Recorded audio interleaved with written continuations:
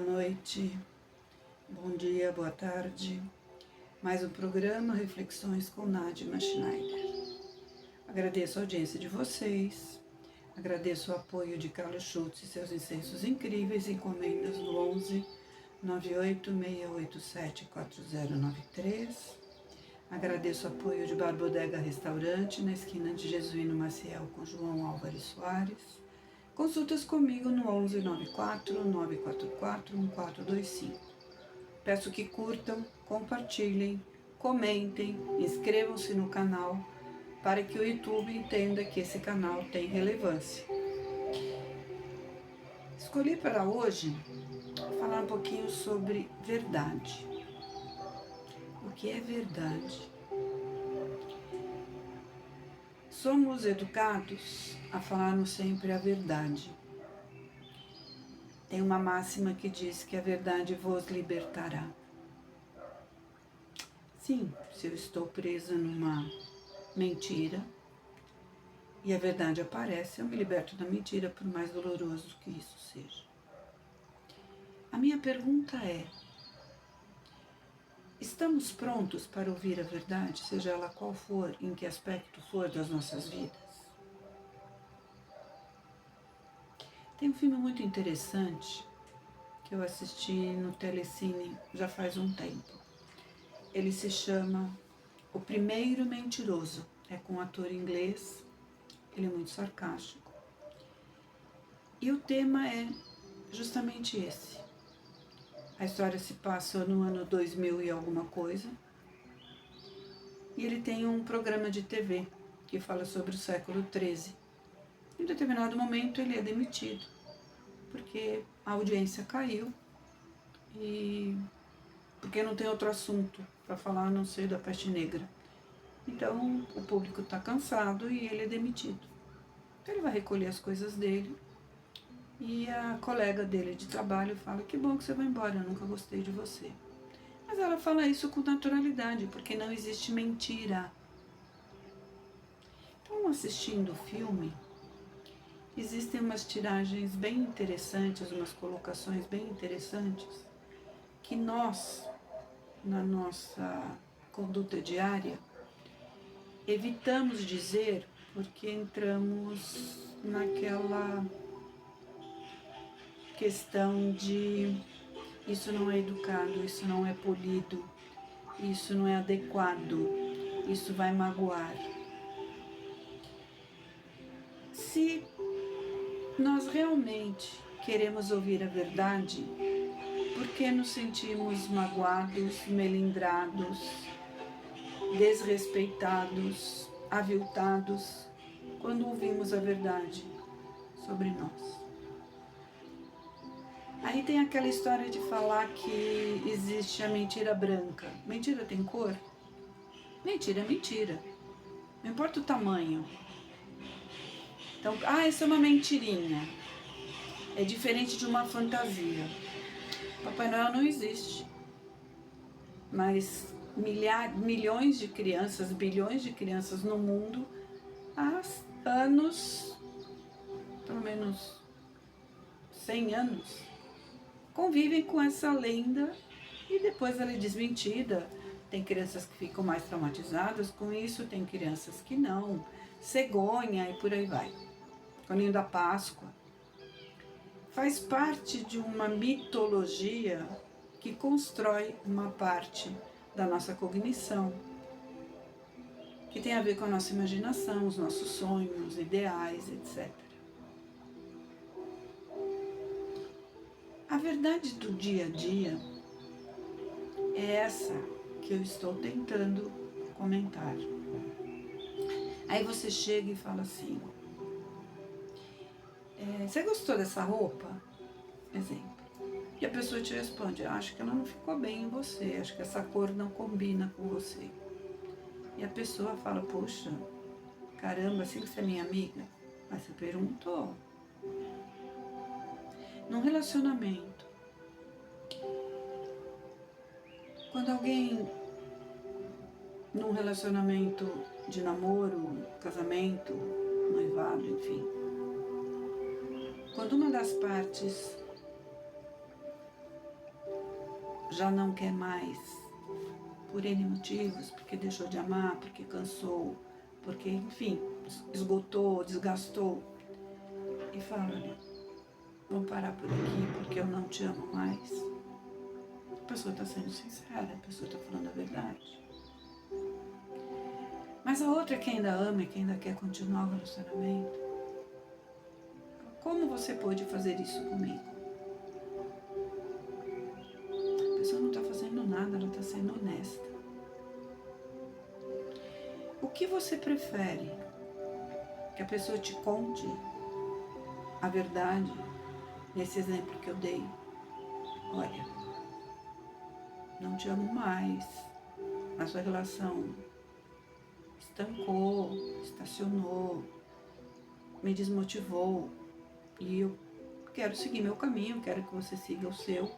Ou que a pessoa fique enrolando, e a indiferença cresça e em algum momento a pessoa começa a sair com outra pessoa e aí você descobre e aí você vai ficar pior. Por que você me traiu? Vamos lembrar um pouquinho da nossa infância. Sala de aula, seu coleguinha tinha um lápis incrível de lindo, porque eu sou do tempo que você aprende a escrever com lápis primeiro.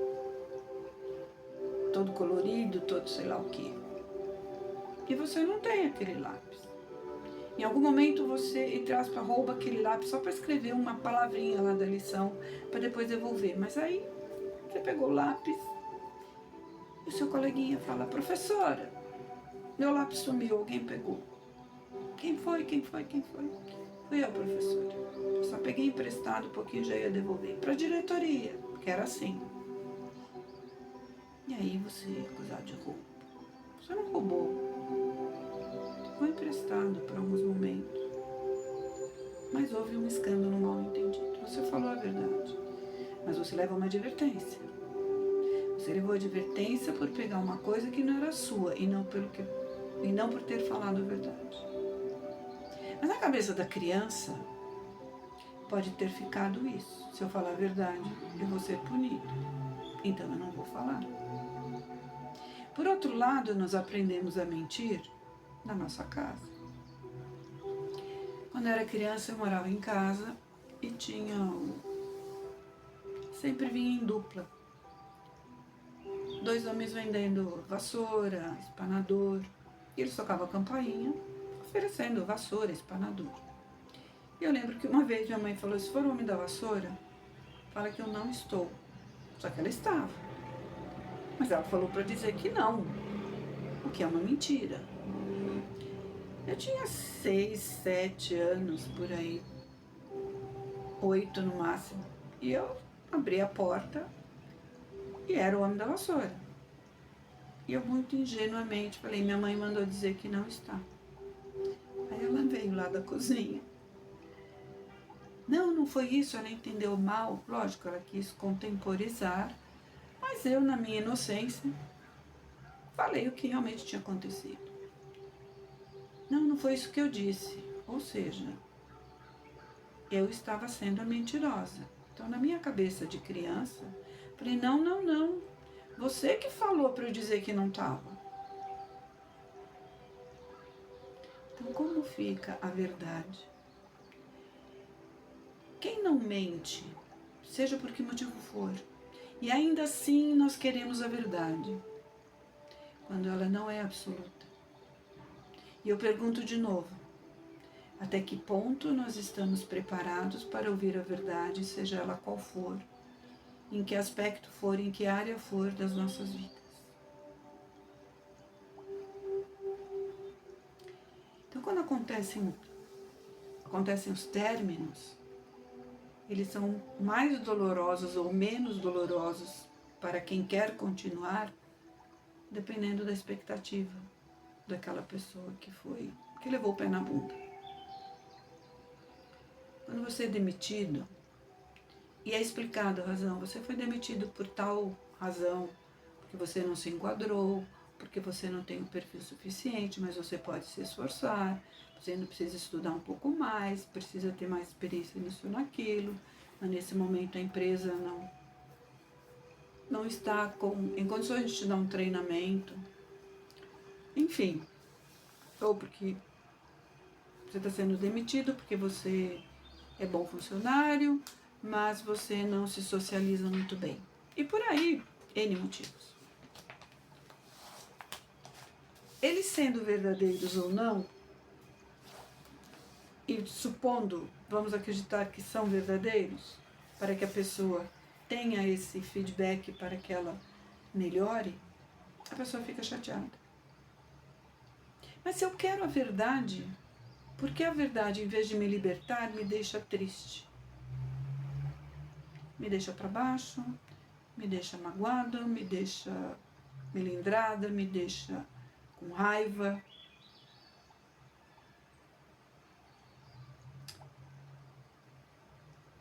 Então, de que verdade nós estamos falando aqui?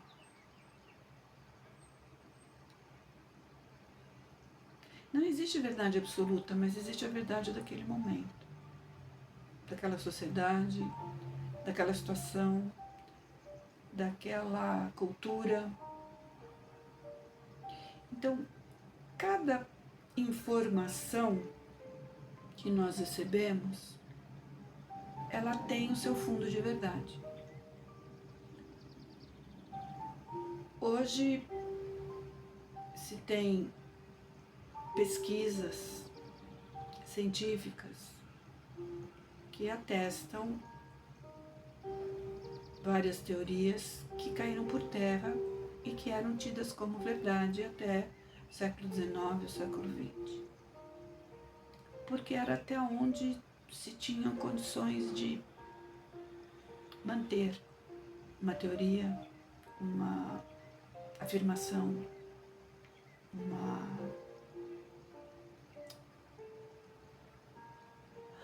uma probabilidade. A ciência avança todos os dias. Descobertas acontecem todos os dias. Mas ainda assim, o que é verdadeiro e o que é falso. Então, o ovo, durante um tempo, foi condenado por N motivos. O café, idem. Hoje se diz que o café é bom para manter a atenção, que um pouquinho de café para uma criança em fase escolar, em fase de alfabetização, é saudável porque estimula o aprendizado. Tomar café à noite tira o sono. Tem pessoas que não têm esse problema. O café não afeta no sono. Então não existe verdade absoluta.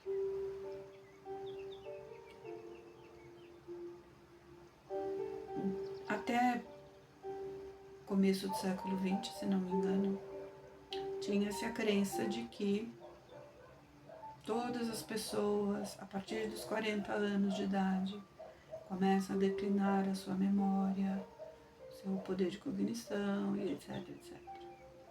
Mas vieram pesquisas depois, mostrando que se a pessoa continuar lendo, tendo qualquer atividade manual, seja a jardinagem, jogar buraco, dominó, dama, xadrez, crochê, tricô, palavra cruzada, sudoku, mexer com as mãos, tocar um instrumento, escrever à mão qualquer coisa, ler textos científicos mesmo que não entenda. A área frontal do cérebro que é estimulada é muito maior do que você ler um texto descritivo. Então tudo isso promove sinapses. E essas sinapses fazem com que o nosso cérebro continue em atividade e então a perda da memória fica cada vez menor. O índice, a probabilidade de perder a memória vai sendo afastado, porque você mantém a sua mente ativa. Então não é que era mentira, até onde se conhecia esse estudo do funcionamento do cérebro, a partir dos 14 anos, dos 40 anos, começava a ter um declínio. Mas tudo vai do estímulo, alimentação, foco de atenção, uma série de fatores. Mas só o fato de sabermos que ler um texto científico, onde que eu vou ler um texto científico? No consultório médico, na sala de espera. Na internet hoje você pode entrar lá e ler qualquer pesquisa, mesmo que você não entenda aqueles termos científicos, não tem problema. É o fato de estimular essa área. Põe lá na internet tese sobre o genoma, classificação das proteínas no corpo, processo digestivo, quais as enzimas envolvidas. Estou dando alguns exemplos que eu estou lembrando de algumas aulas de biologia. Mas enfim, tudo isso colabora para. Então, se eu tenho uma nova informação sobre um assunto que até 20 anos atrás, 30 anos atrás, acreditava-se que fosse A, e tem uma informação dizendo que é B, vamos investigar essa informação, até que ponto essa informação faz sentido para mim. Então, a minha verdade pode mudar.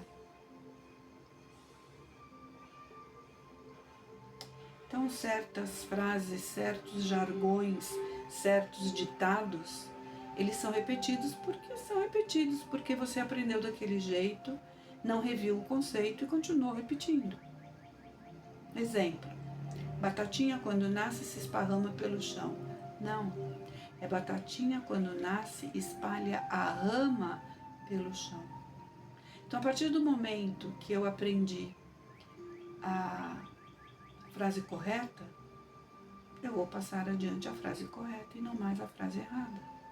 Isso é mudar a verdade, isso é estar aberto a novas informações. Os gregos daquela Grécia antiga lá, que não existe mais, que ficaram as ruínas, eles acreditavam que a Terra é plana e a Terra é redonda. E muita gente morreu na fogueira ao afirmar que a Terra é redonda. Hoje se tem provas de que ela é redonda, como os demais planetas são redondos. Então a síndrome da Gabriela, em vez de ela nos colocar para frente, ela nos paralisa, ela nos estaciona. Né? Qual é a síndrome da Gabriela? Eu nasci assim, eu cresci assim, eu vou ser sempre assim. As tradições, elas têm o poder de perpetuar o sagrado até um determinado ponto. Num outro ponto, elas perpetuam crendices, crenças limitantes. Não muito tempo atrás, cerca de uns 40 anos, eu conheci uma mulher que tinha acabado de ter um filho e 40 anos atrás não é muito tempo, a essência já tinha andado um bom pedaço. Ela ainda tinha a crença da minha avó de que ao amamentar não engravida, pelo contrário. Durante a amamentação é o período que a mulher está mais fértil. Ela ainda não menstruou no período do resguardo, mas a ovulação continua acontecendo. Então tem muita mulher que não sabe a própria anatomia, porque não quer aprender um pouco mais, porque estacionou em alguma crença, que não necessariamente é verdadeira. Não existe leite fraco, isso é uma crendice absurda. Não existe leite fraco. Shantala está aí para provar isso. Aí é um livro, Shantala, que é de onde se originou a massagem Shantala, que Shantala é o nome dela. E era um lugar lá em Bangladesh, se não me engano era Bangladesh, muito pobre, todo mundo subnutrido, as crianças magérrimas, subnutridas, e ela amamentava o filho. Era o único bochechudinho, gordinho, porque estava no peito. Peito murcho, caído, mas tinha todos os nutrientes que o bebê precisava. Por mais malnutrida que ela estivesse, o pouco de nutrição que ela tinha no corpo era passado para o leite e o bebê dela não era esquálido. Aonde que está o leite fraco aí? De uma mulher que fisicamente, magérrima, pele e osso, amamentava seu filho. Então, até que ponto a verdade ela é absoluta e igual para todos? Existem verdades que realmente existem, mas em quais eu me apoio, atrás de quais eu me escondo e quais eu quero mudar porque ela não faz mais sentido. Então, onde está a minha coragem para mudar uma verdade que já caiu por terra, mas por medo, por acomodação, por preguiça, eu me mantenho nela. Agradecendo o apoio de Carlos Schutz e seus incensos incríveis, encomendas no 98687-4093. Agradecendo também o apoio de Bar Bodega Restaurante, esquina de Jesuíno Maciel com João Álvares Soares. Consultas comigo no 1194 944 1425. Curtam, compartilhem, inscrevam-se, comentem, me ajudem a divulgar o canal. Dando continuidade, o que é verdade e o que é mentira. Então, quando você conta uma situação, um fato, a minha visão daquele fato é o meu ângulo daquela situação. Pedrinho caiu da árvore, foi o que aconteceu. Mas na hora de passar a notícia adiante, eu posso passar do meu jeito. A Maria vai passar do jeito dela. O Pedrinho vai contar o quanto doeu a queda da árvore, aonde machucou, onde arranhou, se ele chorou, se não chorou. Depois de anos, essa história pode estar completamente diferente de como ela aconteceu. Lembra do correio? Telefone sem fio? Ah, é verdade porque eu vi na internet. Será que tudo que você vê na internet é verdade? O quanto de notícia falsa é disseminado todos os dias e é passado como verdade? O quanto de nós caímos numa notícia muito bem elaborada, porque o objetivo é manipular as pessoas. O quanto de discernimento nós temos para realmente perceber o engodo do que é real. O quanto nós nos damos essa atenção para pesquisarmos o mínimo possível do que é verdadeiro, daquilo que é falso. O quanto nós nos colocamos verdadeiramente numa conversa, numa troca de opiniões, numa discussão. Discussão não necessariamente é bate-boca. Eu estou falando de discussão, discutindo um tema, mesmo esse que está sendo conversado aqui. O quanto de verdade você está disposta a ouvir. O quanto de verdade tem na sua conduta, na sua abordagem, na sua explicação, na sua justificativa.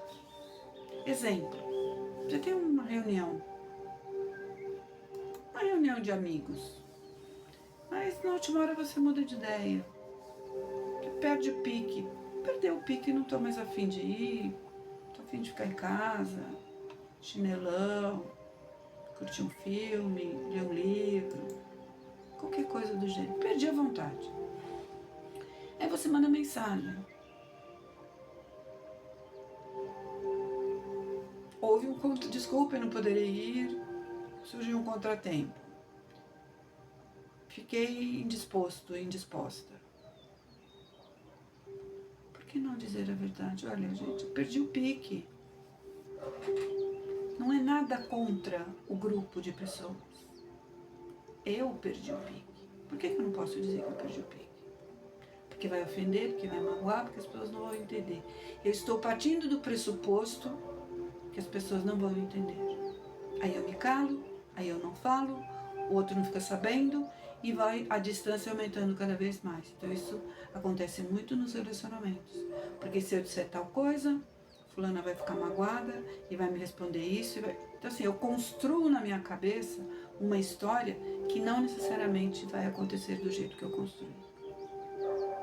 E a verdade vai ficando para trás.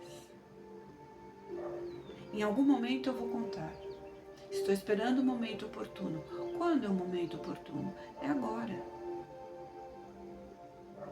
É agora que eu estou interagindo. É nesse momento que a verdade precisa ser dita.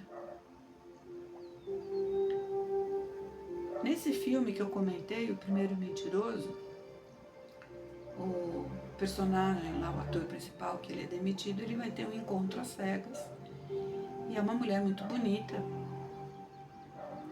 que é aquela Gardner. E ela fala: olha, eu não gostei de você, você tem o nariz de batatinha, e eu sou uma mulher linda, e eu quero ter filhos lindos. Então tem que ser com outro homem e não com você. Então eu vou ter só esse primeiro encontro. Nossa, que horror! Você está ofendendo. Ela está sendo honesta, ela está falando a verdade.